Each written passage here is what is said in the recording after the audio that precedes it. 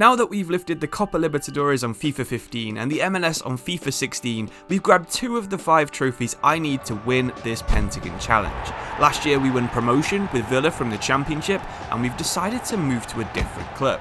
It was a close contest, but Liverpool have actually picked us to replace Jurgen Klopp, and this is the team that we're inheriting. This is back when Salah was still an 83 overall, Coutinho was our best player, and we had centre-back options of Matip, Lovren, Sarko and Klavan. It's not the best squad, but it's one that we need to take if we want to win the Champions League either this season or next. Not only are Liverpool a potential Champions League winning team, but if we can improve Salah enough, we actually have a chance to tick off the African part of our Pentagon. Egypt have already qualified for the World Cup in 2018, and FIFA 18 has an entire dedicated mode to the Russian World Cup.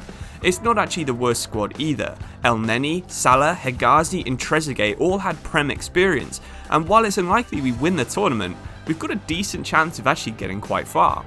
Anyway, let's forget about the World Cup because it's nearly an entire year away. Let's see how we can get on with Liverpool. The draw isn't too kind with us in the Champions League. We'll be playing against Klopp, who's decided to go back to Dortmund, Nice and Barcelona. We actually also got drawn against Klopp and Dortmund in the pre-season tournament too, so let's plan some signings and see how we compare in that pre-season game. Honestly, it was a really even game, and that makes me not so confident for the Champions League. This season is partially about trying to set up a proper Champions League campaign for FIFA 19, but I'd still expect us to reach at least the quarterfinals with this team. Anyway, let's look at some transfers, and we actually get some huge offers for players that I'm more than happy to accept. One of our best playmakers is going to Spain. It's not Coutinho this time, instead it's Firmino heading to Atletico Madrid for £45 million. We somehow also get £26 million for Sturridge and £6 million for Klavan, which gives us about £100 million to try and improve this team. We used £41 million signing Virgil van Dijk, I mean, how could we not sign him, and also realised that we could sign our FIFA 17 legend Jack Grealish for about £7 million. I'm sure he'll become a top tier backup to both Coutinho and Mane on the left wing. Finally, we had enough money for a big move. We needed someone that could fill the striker spot now that Firmino had gone, so why not use the majority of our budget on someone that was linked to Liverpool back in 2018. Welcome to Liverpool, Mr. Antoine Griezmann. And what a signing he could be. We'll find out exactly how good he is because he's going straight into the first team for the first match of the season.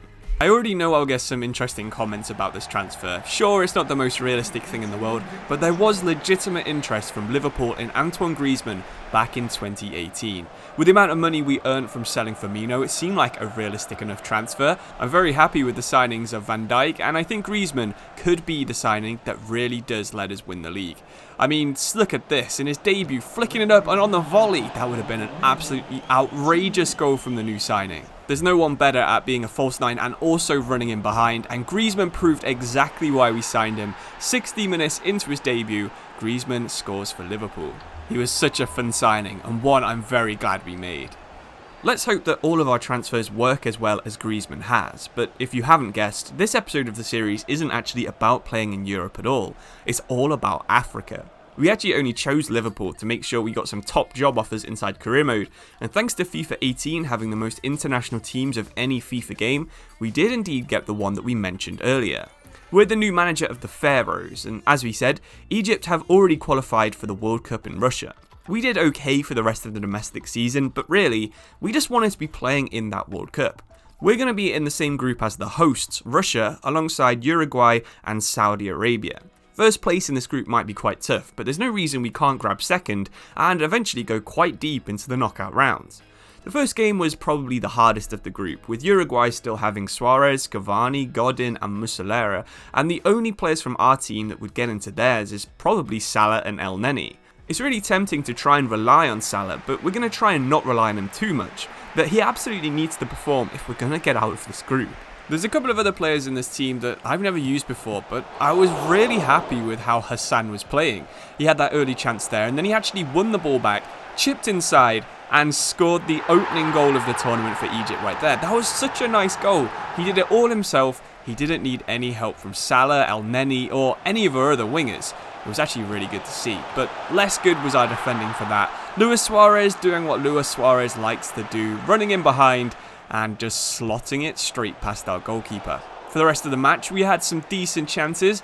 That header there could have gone in if it was someone better, before finally we get Salah on the run. He cuts inside, and he totally misses the target. That is not what you expect from 2018 Mohamed Salah. Cavani set up a decent chance, but what defending that was from Hegazi to chip that off the line. It's pure class and makes up for the bad defending earlier. Salah has also been pretty bad in this game, but we had one last chance in stoppage time. Similar situation, but this time he hit the post. I couldn't believe it. Our 88 rated player, and we missed 2 golden opportunities. Drawing the first game meant that we had to be extra sure we'd go on to win the second. Russia are always one of those weird teams on FIFA games. I'm not sure if they're just overrated, but they always seem to have lots of high rated players and do really well inside career mode tournaments. Was Smolov in 2018 really a higher rated player than Fernando Torres, and was he as good as Memphis Depay and Marcus Rashford were that season? Well, clearly EA thinks so because he's 81 rated. Let's hope that player ratings really don't mean that much, and in FIFA, they tend not to. I mean, is Salah really playing like an 88 rated player in this tournament so far for us? I wouldn't say that he is. Still, Russia got out of the blocks pretty damn fast. They nearly scored in the first 10 minutes, but I guess El Neni's shot right there could have also found the back of the net. It was actually a lot more of an even match than I was expecting, although Russia could always pull something like that out the back. There's the man Smolov we were talking about earlier, and maybe his rating was fully deserved because that was such a good finish. It was kind of out of nowhere as well, just one pass, a good touch, and then a finesse perfectly into the top corner. Nothing El Hadri could do about that. We really needed the good Salah to show up, and it looked like he might finally have done it until Vasin Ignacevic got in the way of his shot. Still, we won a corner, and from the corner, we found the equaliser. Hassan scoring yet again. This guy is actually playing a lot better than Salah despite being so much lower rated. In the second half, probably you would say Russia should have scored that. Alan Zagoev missing a pretty easy chance, but with 10 minutes to go, we just hit one with Salah, and what a finish that was. FIFA legend Igor Akinfeev gets fingertips to it, but he can't stop that shot. All we have to do now is hold on for another 5 minutes, and we've got Russia kind of where we want them. Their defence on the ball, but they run forwards, we nearly give away a free kick, a back heel, and then possibly the most perfect shot that it was ever possible to hit. There's nowhere else in the goal that you can score from that angle, but Russia managed to do it anyway. Still, we can have one last attack with Salah. We get down the wing, the cross comes in. Is he going to come back to Salah? It is, but the header misses the goal. These 2 draws have actually put us in a pretty awful position. We 100% have to win this final game against Saudi Arabia if we want to qualify. Saudi Arabia have the Hausawi brothers, but barely anyone else worth mentioning. 2018 was a long time ago, so you might have forgotten that in the real tournament, Egypt actually lost this game, as well as the other 2, and ended the group in last place with 0 points. For this challenge, we're going to have to hope that 5 points is enough to qualify, and surely if we can win this game, it would be good enough. Like we said before though, Saudi Arabia are just straight up not a good team back in 2018. They're not so good in 2024 either, but they don't have someone like Mohamed Salah or like Luis Suarez like Uruguay had. We are absolutely the favourites, and we get off to a pretty decent start, forcing them to clear the ball off the line from a corner, but they hit the post as well, so there's clearly still some threat in the team, even though they're not that highly rated. They're good at passing the ball around the edge of the box, and you can see them trying to do it right there. Good interception from Hegazi before he gives the ball away, but nothing comes from that one. Hegazi's at the other end of the pitch as well. It's a good effort, but doesn't quite find the back of the net, and that's probably the best chance we've had since the El Mohammadi header back in the first half. But finally, we find Salah running. He dodges one tackle that would have been a penalty, cuts inside, and that's the kind of finish we want from Mohamed Salah. Hopefully the results are going our way in the other match, because if they are, that cut inside dribble from Salah that ended up in a goal could be the goal that sees us go through to the group stages. Anyway, we can't count any chickens just yet. We've seen that Saudi Arabia can hit our post, and they get such a good chance right there, but Al Abed wastes it horrifically. If that's on target, that's just straight up a goal. There's no way our goalkeeper's saving that one. Anyway, the referee blows his whistle, confirms we have the win, and we're about to find out if Egypt have got out of the group stage for the first time since 1934. Nearly 100 years ago, has Salah done it? So thanks to the results in the Uruguay game going our way, we are actually fully confirmed as a knockout round team. Surely we can't actually go all the way on our first attempt and win the final, right? Well, Spain are the first team standing in our way, and while they aren't at their peak, they're still way better than we are. Iniesta, Busquets, De Gea, David Silva, Ramos and Piqué are all over 85 rated. So Salah really needs to stop misfiring and finally be the talisman that can help us win a game against a tough opponent. Of course, there's no debate that when you get a free kick in that position, your star man has to take it and has to shoot in FIFA. Fortunately, it didn't work out for us, and of course, as you'd expect, Spain were by far the better team. They were dodging tackles, they were passing the ball around like it was prime 2010 Spain. Sergi Roberto though, unfortunately for them, not quite as good as Xavi. Even though we were massively outclassed, we were still making some chances, even though our first good one actually came in the 56th minute. And I have to say, my heart nearly stopped as the rebound went just a couple of inches above David Silva's head. It looked like we were holding on until at least extra time, but we had one last chance in normal time. Salah would play the ball across, surely this would be a goal. No, it's not even a shot on target. That is a terrible mistake, and you can see why he's holding his head in his hands, because that would have been absolutely the winning goal if he could have done it. Instead, Spain survive into extra time, and they score what could be the winning goal. David Silva on his weak foot going near post, and we're 1-0 down, and we have just 17 minutes to try and get an equaliser.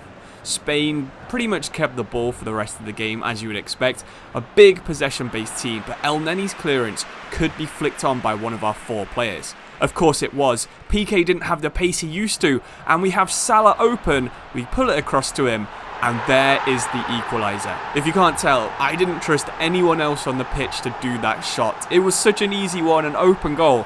But with Hassan missing chances like he is, El Neni wouldn't have had the pace to get there. Thank God that Salah was on the pitch. We had one last chance from a corner, but Spain would win the ball, the ref would blow the whistle, and that meant one thing. It was going to be a penalty shootout. Our stats were so much worse than Spain. Even someone like Sergio Ramos would be one of our best penalty takers, and he's not even a top 5 player for Spain. Anyway, if you've watched any of this mega career other than this episode, you'll know how bad I am at scoring penalties. So let's hope that we can score at least 4 and get a win from this. And it didn't look like that was going to be the case. Spain just had to score this penalty. Piqué would be the man stepping up, the captain, but El Hadari would get down to save it. That was great. If Salah could score his, we were going to take them to sudden death.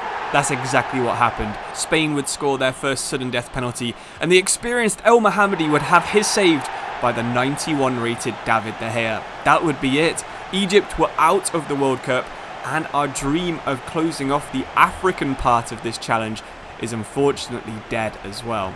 We can still have one more go in the next World Cup in 2022. We've still got to conquer Asia and Europe before then anyway, so subscribe so you don't miss them, and I'll see you soon. Cheers and goodbye.